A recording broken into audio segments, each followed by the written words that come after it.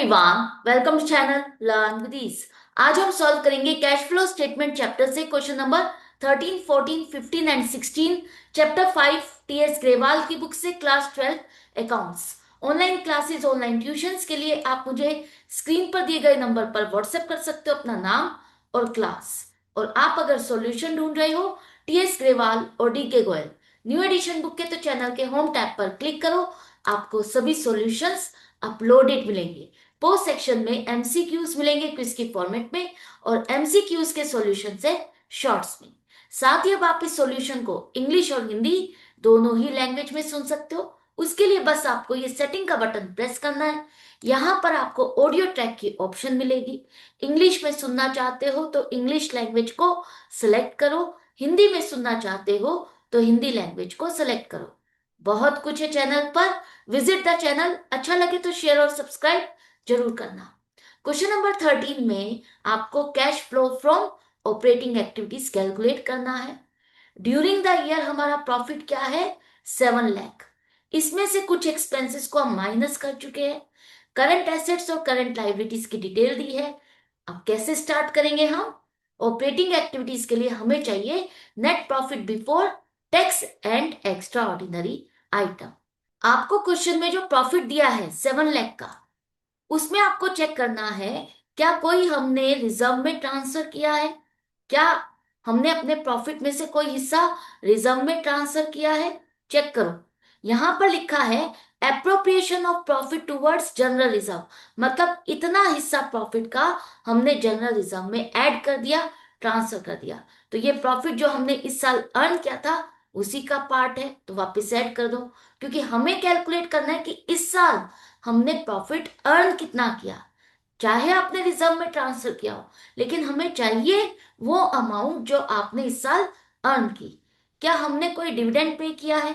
ऐसी कोई इंफॉर्मेशन नहीं है। क्या प्रोविजन फॉर टैक्स है? वो भी नहीं है।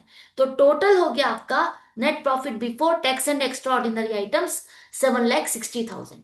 ऑपरेटिंग एक्टिविटीज में सबसे पहले हम यही लिखेंगे, net profit before tax and extra ordinary items 7,60,000। इसके बाद नेक्स्ट स्टेप आपका रहेगा adjustments for non cash and non operating item. मैंने जो 4-5 चीजें आपको बताई है उसी को आपको टिप्स पर रख करके चेक करना है।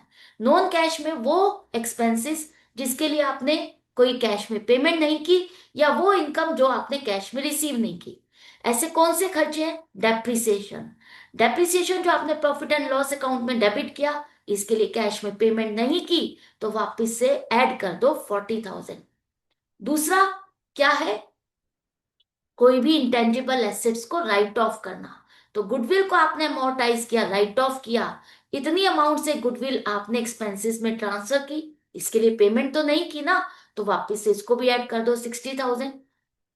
नेक्स्ट क्या हो सकता है? कोई भी एसेट को बेचते हुए जो प्रॉफिट या लॉस आपने प्रॉफिट एंड लॉस अकाउंट में डेबिट या क्रेडिट किया। तो यहां पर आपको दिया है कि मैंने लैंड का एक पीस बेचा और उस पर मुझे प्रॉफिट हुआ 90,000।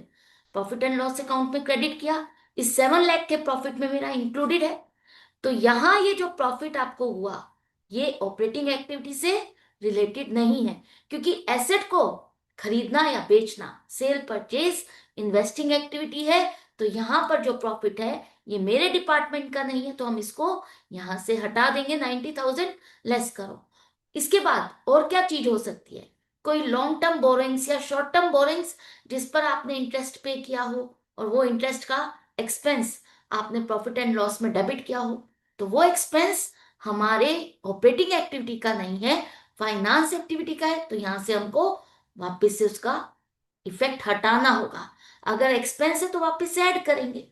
इसी तरह से कोई इन्वेस्टमेंट, जैसे कि कोई आपने शेयर्स या डिबेंचर्स खरीदे किसी और कंपनी के, उसकी इनकम जो आपको रिसीव हुई प्रॉफिट एंड लॉस में आपने उसको क्रेडिट किया, लेकिन मेरे इस डिपार्टमेंट की नहीं है, इस एक्टिविटी की नहीं है, इन्वेस्टिंग एक्टिविटी में कवर होगी, तो वो इनकम भी हम यहां से लेस करेंगे। तो ये 4-5 चीजें आपको याद रखनी है कि मुझे क्या चेक करना है यहाँ पर प्लस और माइनस करने के लिए। तो प्लस माइनस करने के बाद operating profit before working capital changes 7,30,000। इसके बाद नेक्स्ट स्टेप में जो हमारा कवर होगा वो होगा करंट एसेट और करंट लाइबिलिटीज के चेंजेस। लास्ट ईयर और इस साल में क्या चेंजेस आए, क्या चीज इंक्रीज हुई और क्या चीज डिक्रीज हुई, वो आपको यहाँ पर शो करना है। तो सबसे पहला है trade payables current liabilities. Last year थे आपके 75,000, इस साल 50,000, 25,000 से डिक्रीज हो रहे हैं। डिक्रीज होने का मतलब लाइबिलिटी डिक्रीज कब होती है, जब आप पेमेंट कर देते हो। पेमेंट करेंगे तो कैश डिक्रीज होगा, आउटफ्लो होगा। इसके बाद ट्रेड रिसीवेबल्स, लास्ट ईयर 60,000, इस साल 75,000। करंट एसेट आपकी 15,000 से इंक्रीज हो रही है। एसेट इंक्रीज होने का मतलब है एक तरह से आपने एसेट को खरीदा, खरीदोगे तो पेमेंट करोगे, आउटफ्लो होगा, लेस करो 15,000। इसके बाद प्रीपेड एक्सपेंसेस, करंट एसेट है, लास्ट ईयर थी 18,000, इस साल है 10,000, 8,000 से डिक्रीज हो गई है। करंट एसेट का डिक्रीज होने का मतलब है एक तरह से आपने एसेट को बेच दिया। बेचोगे तो कैश रिसीव करोगे, इनफ्लो होगा, ऐड करो 8,000। अब ये प्लस माइनस करो, 7,30,000 प्लस 8,000 माइनस 40,000, पॉजिटिव आ रहा है 6,98,000। पॉजिटिव का मतलब है इस एक्टिविटी से आपका कैश का इनफ्लो हुआ है, आपका कैश का बैलेंस ओपनिंग से इंक्रीज हो गया। तो cash flow from operating activities 6,98,000। इसके बाद क्वेश्चन नंबर 14, चार्ल्स लिमिटेड एक कंपनी है जिसका प्रॉफिट है 1 lakh. After charging depreciation of ₹20,000, general reserve में हमने प्रॉफिट का एक हिस्सा ट्रांसफर किया 30,000, गुडविल राइट ऑफ की 7,000, मशीनरी को बेचने पर प्रॉफिट हुआ 3,000, और आपको यहाँ पर करंट एसेट्स और करंट लाइबिलिटीज में जो चेंजेस आए हैं वो दिए हैं। इस इंफॉर्मेशन के बेस पर cash flow from operating activities calculate करना है। तो सबसे पहले हमें चाहिए net profit before tax and extra ordinary item. आपको यहां पर प्रॉफिट दिया है 1 लाख। अब इसमें चेक करो, क्या हमने कोई प्रॉफिट का हिस्सा रिजर्व में ट्रांसफर किया। हाँ, यहां दिया है कि हमने अपना प्रॉफिट 30,000 का जनरल रिजर्व में ट्रांसफर किया, ऐड कर दो। क्या हमने कोई प्रॉफिट का हिस्सा डिविडेंड में बांटा है, नहीं, ऐसा कुछ नहीं है। क्या टैक्स का प्रोविजन किया, नहीं, वो भी नहीं है। क्या कोई एक्स्ट्रा ऑर्डिनरी इनकम या लॉसेस, वो भी नहीं है। तो ये दोनों को ऐड करने पर आपका net profit before tax and extra ordinary item है 1,30,000। मेन पेज पर आ जाते हैं। Cash flow from operating activities, net profit before tax and extra ordinary items 1,30,000। अब आपको next step adjustment for non cash and non operating item का करना है, जिसके लिए वही एक्सपेंसेस आपको ऐड करने हैं जिसके लिए आपने कोई कैश में पेमेंट नहीं की, वही इनकम रिवर्स करनी है जो आपने कैश में रिसीव नहीं की। तो ऐसी कौन से हैं, पहला डेप्रिसिएशन। क्या डेप्रिसिएशन है, हाँ डेप्रिसिएशन है 20,000 का, वापिस से ऐड कर दो 20,000। ये हम इस प्रॉफिट में से माइनस कर चुके हैं, इसलिए आपको वापस से ऐड करना है। तो ध्यान से रीड करनी है इंफॉर्मेशन। अगर यहाँ पर लिखा होता कि ये हमने अभी डेप्रिसिएशन को माइनस नहीं किया, तो आप यहाँ पर माइनस नहीं करोगे। तो ध्यान से रीड करना है क्वेश्चन को। इसके बाद गुडविल को आपने राइट ऑफ किया, ये भी आपका नॉन कैश एक्सपेंस है 7,000। और आपने जो एसेट को बेचा उस पर जो प्रॉफिट हुआ, ये आपका ऑपरेटिंग एक्टिविटी नहीं है, इन्वेस्टिंग एक्टिविटी है, तो ये हम यहां से माइनस कर देंगे। ये सब प्लस माइनस करने पर आपके पास आ गया operating profit before working capital changes 1,54,000। 1,30,000 plus 27,000 minus 3,000। Clear. इसके बाद अब हमें करंट एसेट और करंट लाइबिलिटीज में जो चेंजेस आए हैं उसको कवर करना है। तो सबसे पहले आपको दिया है यहां पर कि trade receivables showed an increase of ₹3,000। Increase का मतलब है लास्ट ईयर जो बैलेंस था उससे इस साल का बैलेंस ज्यादा है। 3,000 से ट्रेड रिसीवेबल्स इंक्रीज हो रहे हैं। करंट एसेट का इंक्रीज होने का मतलब एक तरह से आपने खरीदा, पेमेंट की, आउटफ्लो होगा, तो लेस करो 3,000। इसके बाद ट्रेड पेबल्स, ये आपके 6,000 से इंक्रीज हो गए। ट्रेड पेबल्स करंट लाइबिलिटी अगर इंक्रीज होगी तो एक तरह से क्या है, आपने किसी से लोन लिया, लोन लोगे तो आपके पास इनफ्लो होगा, तो ऐड करो increase in trade payables 6,000। Prepaid expenses, ये आपके इंक्रीज हो गए 200 से। प्रीपेड एक्सपेंसेस आपके करंट एसेट है, ये एसेट अगर इंक्रीज हो रही है, एक तरह से आपने एसेट को खरीदा, खरीदोगे तो पेमेंट करोगे, आउटफ्लो होगा 200। आउटस्टैंडिंग एक्सपेंसेस डिक्रीज हो गए। आउटस्टैंडिंग एक्सपेंसेस आपकी करंट लाइबिलिटी, लाइबिलिटी अगर डिक्रीज हो रही है इसका मतलब आपने पेमेंट कर दी, पेमेंट करोगे तो आउटफ्लो है। तो टोटल आउटफ्लो 5200, प्लस करो 6000, प्लस माइनस करने पर पॉजिटिव आ रहा है 1,54,800। तो ये है आपका cash flow from operating activities 1,54,800। Question number 15 में आपको cash flow from operating activities calculate करना है। 2 साल का डाटा दिया है, इसके बेस पर आपको कैलकुलेशन करनी है। तो सबसे पहले हमें चाहिए net profit before tax and extra ordinary item, और उसके लिए आपको चाहिए वो प्रॉफिट जो आपने बैलेंस शीट में ट्रांसफर किया। कितना, कहां मिलेगा, बैलेंस शीट में कहां ढूंढोगे? शेयर होल्डर्स फंड में रिजर्व्स एंड सरप्लस, जिसमें सरप्लस का जो बैलेंस है उसी से आपको इस साल का प्रॉफिट मिलेगा। लास्ट ईयर था 4 लाख, इस साल 8 लाख। क्या यही हमारा प्रॉफिट है? 8 लाख प्रॉफिट नहीं लेना, एक्यूमुलेटेड प्रॉफिट है ये। पिछले साल तक 4 लाख था, इस साल 8 लाख। इस साल का प्रॉफिट आपने लास्ट ईयर के प्रॉफिट में ऐड किया तो इसका बैलेंस 8 लाख हो गया। तो मुझे अगर इस साल का प्रॉफिट निकालना है तो क्या करेंगे? Current year minus previous year. 4 lakh का प्रॉफिट आपने बैलेंस शीट में ट्रांसफर किया। अब इसमें से जो प्रॉफिट आपने जो इस साल अर्न किया उसमें से कोई हिस्सा रिजर्व में ट्रांसफर किया होगा। चेक करो क्या कोई रिजर्व है? नहीं। क्या हमने कोई प्रॉफिट का हिस्सा डिविडेंड में बांटा है? बिल्कुल बांटा है। यहां पर लिखा है dividend on equity shares was paid at the rate of 8%। Equity share पर आपने 8% के हिसाब से डिविडेंड दिया। लास्ट ईयर ये बैलेंस था 20 लाख, इस साल 30 लाख। किस पर कैलकुलेट करें? आपकी शेयर कैपिटल लास्ट ईयर से इस साल 10 लाख से इंक्रीज हो गई, तो किस पर डिविडेंड पे किया, कैसे करोगे? यहां पर आपको इंफॉर्मेशन दी है कि जो 10 लाख के नए शेयर्स आपने इशू किए, अलॉट किए, वो कौन सी डेट को किए हैं? 1 अप्रैल 2024। मतलब इस साल की स्टार्टिंग में ही आपने इशू कर दिए। स्टार्टिंग में ही आपकी शेयर कैपिटल का बैलेंस 30 लाख हो गया। तो इसी पर ही आप डिविडेंड दोगे 8% के हिसाब से, जो कि बनेगा 2,40,000। अब यहां पर आपके दो तरह के शेयर्स हैं, इक्विटी भी है, प्रेफरेंस भी है। और प्रेफरेंस शेयर्स की क्या करेक्टरिस्टिक्स है कि जब भी डिविडेंड बटेगा सबसे पहले इनको मिलेगा। तो यहां प्रेफरेंस शेयर कैपिटल भी लास्ट ईयर 2 लाख थी, इस साल हो गई 1 लाख, कम हो रही है। कम होने का मतलब है इस साल आपने प्रेफरेंस शेयर होल्डर्स का पैसा रिटर्न कर दिया, लेकिन कब किया? डिविडेंड हमने किस अमाउंट पर कैलकुलेट किया, कैसे निकालें? आपको इंफॉर्मेशन दी कि जो प्रेफरेंस शेयर्स हैं इस पर हमने जो पैसा रिटर्न किया है वो 31 मार्च 2025, मतलब इस साल के एंड में। पूरे साल इसका मतलब बैलेंस 2 लाख रहा। तो 2 लाख पर हम डिविडेंड देंगे, किस रेट से? जो ये रेट आपको यहां पर स्टार्टिंग में लिखा हुआ है ना, इसी रेट से आपको कैलकुलेट करना है डिविडेंड। तो 2 लाख का 10%, 20,000 आपने डिविडेंड दिया। इसके बाद क्या हमने कोई टैक्स का प्रोविजन किया है?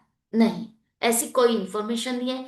क्या आपको कोई एबनॉर्मल इनकम या लॉसेस हुए? वो भी नहीं है। तो टोटल करो, टोटल हो गया net profit before tax and extra ordinary item 6,60,000, जिसे हम फ्रंट पेज पे ले आएंगे। तो इसके बाद नेक्स्ट स्टेप हमारा adjustment for non cash and non operating items, जिसके लिए आपको क्या ढूंढना है? सबसे पहले डेप्रिसिएशन। क्या यहां पर कोई डेप्रिसिएशन की फिगर है? नहीं है। दूसरा, क्या कोई इंटेंजिबल एसेट जो आपने राइट ऑफ की है? वो भी नहीं। थर्ड, क्या कोई हमने एसेट को बेचा तो उस पर प्रॉफिट या लॉस हुआ? वो भी नहीं है। फोर्थ, क्या हमें कोई इन्वेस्टमेंट पर इनकम मिली जो प्रॉफिट एंड लॉस अकाउंट में क्रेडिट की? वो भी नहीं है। तो और क्या है? यहां पर हमने क्या चीज पे की जो इसमें प्रॉफिट एंड लॉस अकाउंट में हो सकता है? लॉन्ग टर्म बोरोइंग्स पे अगर आपने इंटरेस्ट पे किया, वो भी तो आप प्रॉफिट एंड लॉस अकाउंट में डेबिट करते हो। और लॉन्ग टर्म बोरोइंग्स पर इंटरेस्ट पे करना आपका फाइनेंस एक्टिविटीज है, ऑपरेटिंग एक्टिविटी नहीं। तो जो डिबेंचर्स है आपके, लास्ट ईयर भी 10 लाख थे, इस साल भी 10 लाख, और इन पर आपने इंटरेस्ट दिया होगा 10% के हिसाब से। तो पूरे साल का इंटरेस्ट 10 लाख पर 1 लाख का इंटरेस्ट आपने प्रॉफिट एंड लॉस अकाउंट में डेबिट किया, मेरे इस डिपार्टमेंट का नहीं है, तो वापस से ऐड करेंगे। ऐड करने पर आपके पास आ गया cash flow from operating activities 7,60,000। Current asset current liabilities की कोई इंफॉर्मेशन नहीं है, तो यही आपका कैश फ्लो हो जाएगा। पॉजिटिव है इसका मतलब इनफ्लो हुआ है। यहां तक समझ में आ गया। क्वेश्चन नंबर 16, सनराइज लिमिटेड एक कंपनी है जिसका नेट प्रॉफिट आफ्टर टैक्स, मतलब टैक्स आप डिडक्ट कर चुके हो, वो है 6,40,000। आपको कुछ इंफॉर्मेशन दी है, इसके बेस पर आपको cash flow from operating activities calculate करना है। सबसे पहले मुझे क्या चाहिए, net profit before tax and extra ordinary item. उसके लिए मुझे प्रॉफिट चाहिए जो मैंने इस साल अर्न किया, वो कितना है। यहां दिया है कि हमारा प्रॉफिट है 6,40,000, तो ये 6,40,000 का प्रॉफिट जो आपने बैलेंस शीट में ट्रांसफर किया। अब इसमें से आपको कुछ चीजें चेक करनी है, क्या इनमें से कुछ चीजें हमने माइनस की है। सबसे पहला, क्या रिजर्व, रिजर्व के लिए हमने कोई प्रॉफिट का हिस्सा ट्रांसफर किया, चेक करो क्या लिखा है यहां पर। नहीं, रिजर्व के बारे में कोई इंफॉर्मेशन नहीं। क्या हमने डिविडेंड पे किया है, डिविडेंड के लिए भी कोई इंफॉर्मेशन नहीं है। क्या हमने टैक्स का प्रोविजन किया है, हाँ, provision for tax last year 15,000, इस साल 20,000। तो यहां पर हम कौन सा फिगर ऐड करेंगे, लास्ट ईयर का या करंट ईयर का, या डिफरेंस लेंगे। आप लोग सबसे ज्यादा गलती क्या कर रहे हो, प्रोविजन फॉर टैक्स का भी डिफरेंस ले रहे हो, क्योंकि हर चीज का हम डिफरेंस ले रहे हैं कैश फ्लो स्टेटमेंट में, तो आपने प्रोविजन फॉर टैक्स का भी डिफरेंस ले लिया। अरे नहीं, प्रोविजन फॉर टैक्स वो लाइबिलिटी है जो कि आपको हर साल पूरी पे करके खत्म करनी है, तो यहां पर डिफरेंस नहीं आएगा। और आप अपने प्रॉफिट में से, इस साल के प्रॉफिट में से इस साल का प्रोविजन फॉर टैक्स माइनस करते हो, तो करंट ईयर का प्रोविजन फॉर टैक्स आपको यहां पर ऐड करना है।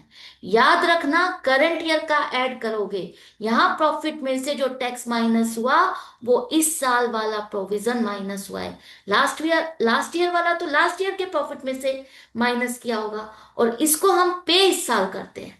लेकिन इस साल मैंने प्रॉफिट कितना अर्न किया, उसको फाइंड करने के लिए करंट ईयर का प्रोविजन फॉर टैक्स आप ऐड करो, दोनों का टोटल करोगे तो आपके पास फिगर आ रही है 6,60,000। लेकिन अभी चेक करो क्या कोई एबनॉर्मल इनकम या लॉसेस हैं। हाँ, इस साल हमने इंश्योरेंस क्लेम रिसीव किया 50,000 का, ये एबनॉर्मल इनकम है। हर साल मुझे ये इनकम नहीं होती, तो मुझे नॉर्मल बिजनेस में जो इनकम होती है, प्रॉफिट होता है, वो मुझे चाहिए। तो ये एबनॉर्मल वाली मैं वापस से लेस कर दूंगी। 50,000 लेस करने के बाद 6,10,000 net profit before tax and extra ordinary item है, जिसे हमें फ्रंट पेज पर लाना है।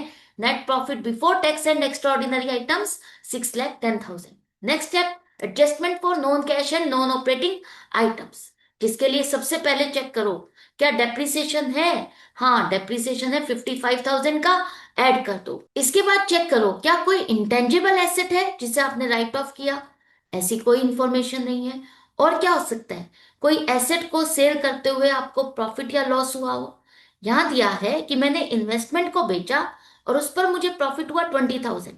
इन्वेस्टमेंट आपकी इन्वेस्टिंग एक्टिविटी है, कहीं पर इन्वेस्ट करना, किसी और कंपनी के शेयर्स या डिबेंचर्स खरीदना, वो आपकी इन्वेस्टिंग एक्टिविटी है, और उसका सेल परचेज आपका इन्वेस्टिंग एक्टिविटी में आएगा।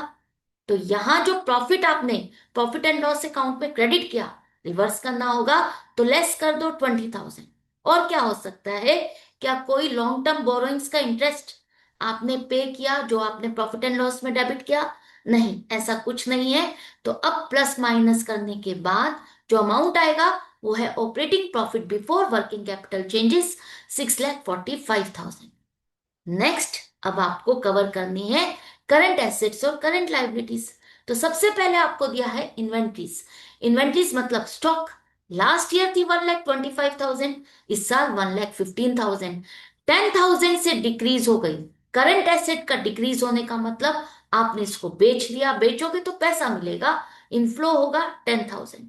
ट्रेड रिसीवेबल्स, ये भी आपकी करंट एसेट, लास्ट ईयर 1,10,000, इस साल 1,50,000, 40,000 से इंक्रीज हो गई, करंट एसेट इंक्रीज हो रही है। इसका मतलब आपने इसको परचेज किया, परचेज करोगे तो पेमेंट करोगे, आउटफ्लो होगा 40,000 का। प्रीपेड एक्सपेंसेस लास्ट ईयर 6,000, इस साल 20,000। करंट एसेट है 14,000 से इंक्रीज हो रही है। एसेट का इंक्रीज होने का मतलब आपको लेना है किसको हमने परचेज किया, परचेज करेंगे तो हम पेमेंट करेंगे, आउटफ्लो होगा। Next, trade payables last year 80,000, इस साल 1,10,000। 30,000 से ट्रेड पेबल्स इंक्रीज हो गए। तो एक तरह से आपने लोन लिया, लोन लोगे तो फंड्स का इनफ्लो होगा, ऐड करो 30,000। तो ऐड करने आपको 40,000 और लेस करने आपको 54,000। प्रोविजन फॉर टैक्स यहां पर नहीं आएगा, गलती मत करना, राइट। बेशक आप इसे करंट लाइबिलिटीज में शो करते हो, लेकिन ये आपका यहां पर कवर नहीं होगा। प्लस माइनस करने पर cash generated from operating activities है 6,31,000। अब इसमें से हम इस साल जो हमने टैक्स पे किया वो माइनस करेंगे। कौन सा टैक्स पे किया होगा सोचो। करंट ईयर का जो आपने प्रोविजन फॉर टैक्स किया वो कब किया, जब इस साल बुक्स को क्लोज किया, बुक्स को क्लोज करने के बाद इनकम को कैलकुलेट किया, एक एस्टिमेटेड अमाउंट आपने अभी प्रॉफिट में से माइनस की है, जिसे आप नेक्स्ट ईयर जाकर के पे करोगे। मतलब 1 अप्रैल 2025 से लेके 26 के बीच में आप इसको पे करोगे। तो इस साल तो हमने इसको पे किया ही नहीं है, 31 मार्च को आपने जाकर के कैलकुलेट किया इसको, पेमेंट हम अगले साल करेंगे। इस साल हमने पेमेंट की है लास्ट ईयर वाले प्रोविजन की, क्लोजिंग के टाइम पर आपने इसको कैलकुलेट किया, पेमेंट आप इस साल कर पा रहे हो, तो ये अमाउंट 15,000 की हमने पे की, कैश का आउटफ्लो हुआ, तो लेस करो 15,000।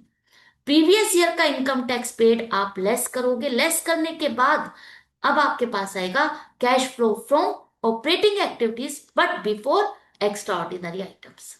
जब ये सारी इंफॉर्मेशन है ना, तो आपको एक एक चीज कवर करते हुए स्टेप बाय स्टेप चलना है। पॉजिटिव है, इसके बाद आपने जो इंश्योरेंस क्लेम रिसीव्ड स्टार्टिंग में एबनॉर्मल इनकम कह के लेस की थी, वो वापस से अब यहां पर हम ऐड करेंगे। ऐड इंश्योरेंस क्लेम रिसीव्ड 50,000, अब प्लस करने पर 6,66,000 इनफ्लो है, पॉजिटिव है, cash flow from operating activities आप शो करोगे। तो ये क्वेश्चंस हो गए यहाँ पर कंप्लीट, एंड आई होप आपको अच्छे से समझ में आ गए हैं। डाउट या कंफ्यूजन है तो आप कमेंट सेक्शन में लिख करके पूछ सकते हो। अगर वीडियो हेल्पफुल लग रही है, चैप्टर आपके लिए इजी होता जा रहा है, तो लाइक का बटन प्रेस करना मत भूलना, ज्यादा से ज्यादा फ्रेंड्स में शेयर करना। मिलते हैं नेक्स्ट वीडियो में नेक्स्ट क्वेश्चंस के साथ, इसी तरह से सीखते हुए समझते हुए। Goodbye and take care.